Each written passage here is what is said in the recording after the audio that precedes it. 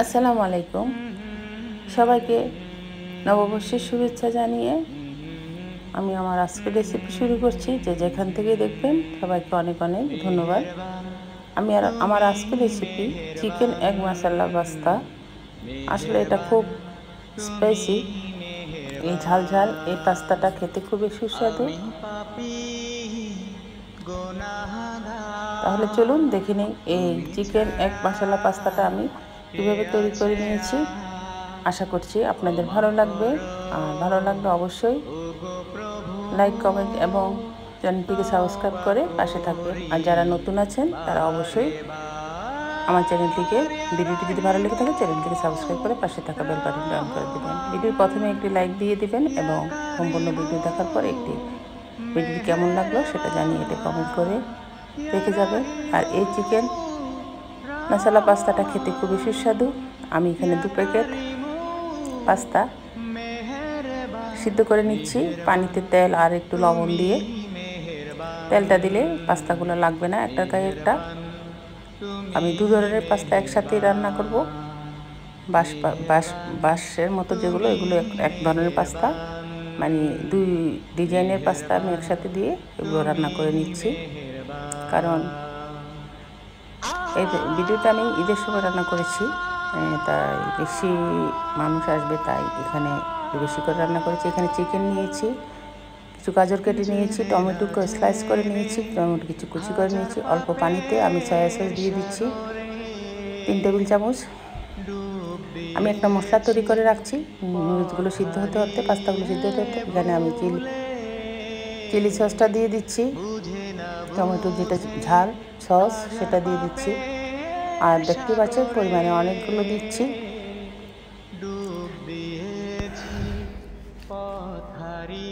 Chilli সসটা দেওয়ার পর আমি একে একে আরও কিছু উপকরণ এখানে মিশিয়ে একটা মশলা তৈরি করে নিব। আপনারা দেখতে থাকুন। এখন দিয়ে দিচ্ছি কর্নফ্লাওয়ার 3 টেবিল চামচ, গোলমরিচের গুঁড়া, লবণ দিয়ে ভালো করে এগুলো কর্নফ্লাওয়ারগুলোকে ভালো করে মিশিয়ে নিচ্ছি। তারপরে এখানে দিয়ে দেব অয়েস্টার সস। অয়েস্টার সসটাও একটু বেশি পরিমাণে দিব।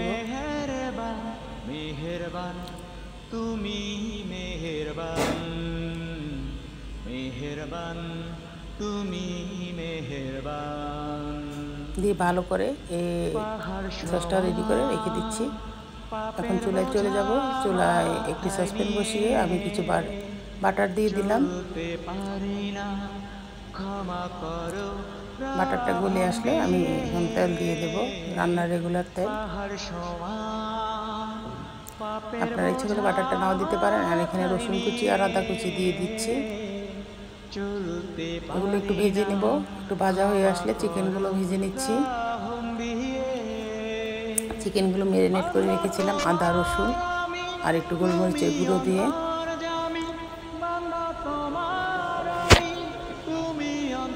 এভাবে চিকেনটা একটু ভাজা হয়ে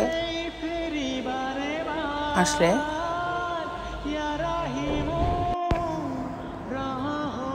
আমি চিকেনগুলো ভেজে নিচ্ছি। তারপরে আমি কিছু মশলা অ্যাড করব। এখানে আমি 3টা ডিম দিয়ে দেব ভেঙে। আর ডিমগুলো আমি একটু আস্তে আস্তে রাখবো, সেই জন্য ডিমের ছোলা পড়ে গিয়েছিল, খোসা পড়ে গিয়েছিল, তাই উঠিয়ে নিচ্ছি।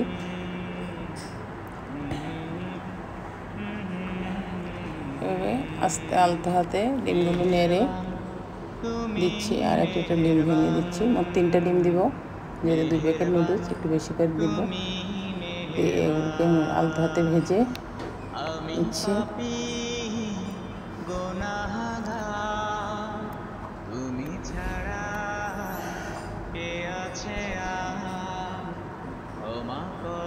একটু গোলমরিচের গুঁড়া দিয়ে দিলাম। আর গাজরগুলো যে লম্বা লম্বা করে কেটে রেখেছি গাজরগুলো দিচ্ছি। গাজরগুলো দেওয়া হয়ে গিয়েছে। এখন আমি পাস্তার ভিতরে যে মশলাটা ছিল সেই মশলার প্যাকেটটা আমি কেটে দিয়ে দিলাম। এখানে কিছু ক্যাপসিকাম দিয়েছি, এটা ফ্রোজেন করা ক্যাপসিকাম ছিল, সেগুলো দিয়ে দিয়েছি। ভালো করে একটু কষিয়ে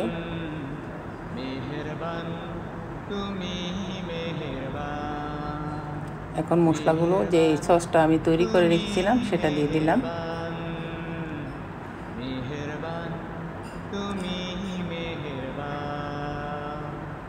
টমেটো কেটে রেখেছি, টমেটোটাও দিয়ে দিচ্ছি,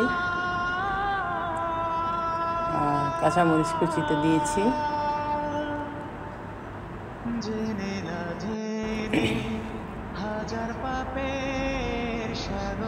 এগুলো ভালো করে একটু কষানো হয়ে গেলে এখন আমি পাস্তাগুলো ঢেলে দিব। পাস্তাগুলো দিয়ে বেশিক্ষণ নাড়ানোর প্রয়োজন হবে না।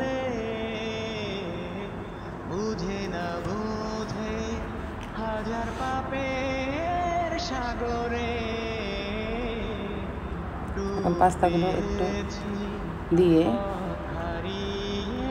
পাস্তার সাথে বাঁধাকপিও একটু দিয়েছিলাম সেদ্ধর মধ্যে, সেটা বলতে ভুলে গিয়েছিলাম। আসলে বাঁধাকপি একটু করে দিলে খেতে ভালো লাগে, যেহেতু এটা একটা চাইনিজের মতো রান্না। সবগুলো পাস্তা দিয়ে এভাবে অল্প অল্প করে দিব, আর নাড়িয়ে নাড়িয়ে সবগুলো মশলা একসাথে মিশিয়ে দেব। একসাথে দিতে গেলে সবগুলো মশলা হয়তো লাগবে না, এভাবে উল্টে পাল্টে নেড়ে দিচ্ছি। আর এখানে চিজ দিতে হবে, কিছু চিজ কুচি করে দিয়ে দেব।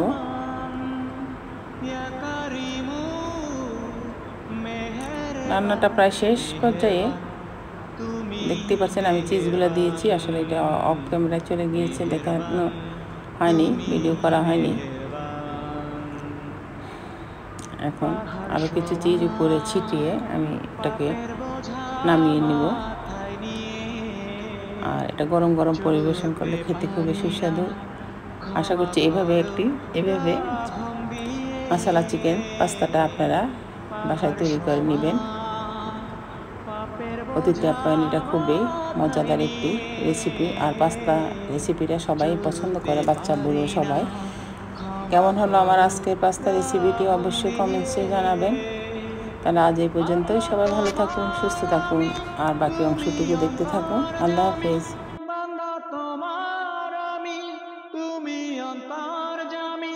তোমার কাছেই ফিরি বারে বার, ইয়া রাহিমু রহমান, ইয়া কারিমু মেহেরবান, ইয়া রাহিম।